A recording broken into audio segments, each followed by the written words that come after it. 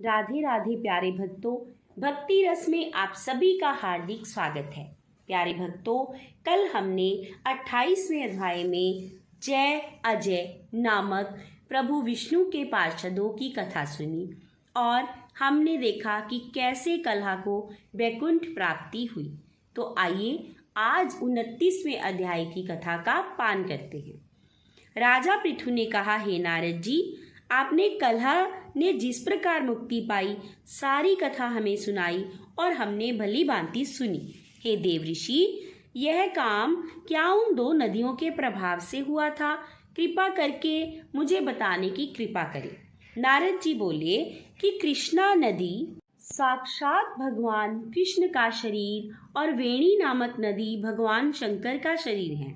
इन दोनों नदियों के संगम का महत्व श्री ब्रह्मा जी भी वर्णन करने में असमर्थ हैं। फिर भी चूंकि आपने पूछा है तो मैं आपको इसकी उत्पत्ति का वृतांत सुनाऊंगा।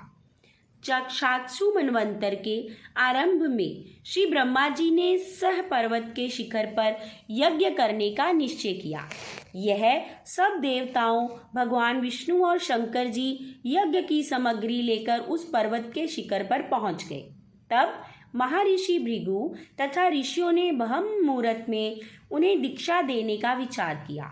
इसके बाद उन्होंने श्री ब्रह्मा जी की पत्नी त्वरा को बुला भेजा। वह बड़ी आहिस्ता आहिस्ता से आ रही थी। इसी बीच में भृगु जी ने विष्णु जी से पूछा कि हे प्रभु, आपने त्वरा को शीघ्रता से बुलाया था, परंतु वह क्यों नहीं आ रही? ब्रह्म मुहूर्त टल जाएगा। इस पर भगवान विष्णु ने कहा कि यदि त्वरा यथा समय यहाँ पर ना आई तो आप गायत्री को ही स्त्री मानकर दीक्षा विधान कर दीजिए। क्या गायत्री पुण्य कर्म में ब्रह्मा जी की स्त्री नहीं हो सकती? नारद जी बोले, भगवान शंकर ने भी विष्णु जी की बात का समर्थन किया। यह बात सुनकर भृगु जी ने गायत्री जी को ब्रह्मा जी के दाईं ओर बिठा दिया और दीक्षा विधान आरंभ किया। ऋषि मंडल गायत्री को दीक्षा दे ही रहे थे, इतने में त्वरा भी यज्ञ मंडप में आ पहुंची। श्री ब्रह्मा जी के पास गायत्री को देखकर ईर्ष्या से क्रोधित होकर त्वरा ने कहा कि जहां अपूज्यों की पूजा होती है और पूज्यों की अप्रतिष्ठा होती है, वहां पर दुर्भिक्ष, मृत्यु तथा भय तीनों अश्वमेघ हुआ करते हैं। यह गायत्री ब्रह्मा जी की दाईं ओर तथा मेरे स्थान पर बैठी है। यह अदृश्य बहने वाली नदी होगी। आप लोगों ने अविचार से इसे मेरे स्थान पर बिठाया है, अतः आप भी सब के सब जड़ रूप में नदियां होंगे। नारद जी ने राजा पृथु से कहा, हे राजन, इस तरह त्वरा के श्राप को सुनकर गायत्री मारे क्रोध के लाल बबूका होकर अपने होंठ काटने लगी। देवताओं के मना करने पर भी उसने उठकर त्वरा को शाप दे डाला। गायत्री ने कहा, ब्रह्मा जी जैसे तुम्हारे पति हैं, मेरे भी पति हैं। तुमने व्यर्थ ही श्राप दिया है, अतः तुम भी नदी हो जाओ। नारद जी ने कहा। तब तो देवताओं में भी खलबली मच गई।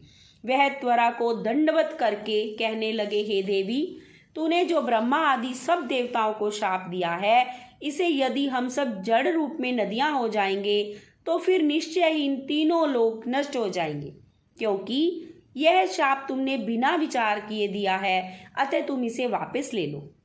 त्वरा ने कहा, हे देवतागण, आपने यज्ञ के आरंभ में गणेश पूजन नहीं किया, इसीलिए यह विघ्न उपस्थित हुआ है। मेरा यह शाप कभी खाली नहीं जा सकता, इसलिए आप सब अपने अंगों से जड़ीभूत होकर अश्वमेव नदियां बनोगे। हम दोनों सौते भी अपने अपने अंशों से पश्चिम से बहने वाली नदियां बनेंगी। नारद जी ने राजा पृथु से कहा। त्वरा के यह वचन सुनकर सभी देवता विष्णु शंकर आदि अपने अपने अंशों से नदियां बन गए। भगवान विष्णु के अंश से कृष्णा, भगवान शंकर के अंश से वेणी तथा ब्रह्मा जी के अंश से ककुदमवती नामक वाली नदियां उत्पन्न हो गई। सभी देवताओं ने अपने अंशों को जड़ बनाकर वहीं सह्या पर्वत पर फेंक दिया। फिर उन लोगों के अंश अलग अलग नदियों में बहने लगे। देवताओं के अंशों से हजारों की संख्या से पश्चिम वाहिनी नदियां उत्पन्न हो गई। गायत्री और त्वरा दोनों पश्चिम वाहिनी नदियां होकर एक साथ बहने लगी। उन दोनों का नाम सावित्री पड़ा। श्री ब्रह्मा जी ने यज्ञ स्थल पर भगवान विष्णु को शंकर जी की स्थापना की।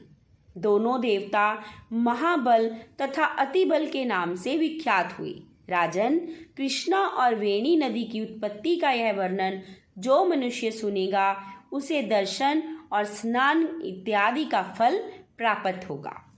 प्यारे भक्तों, यह थी 29वें अध्याय की कथा, जिसमें हमने सुना कि कैसे देवलोक, देवता लोग सब नदियां बने।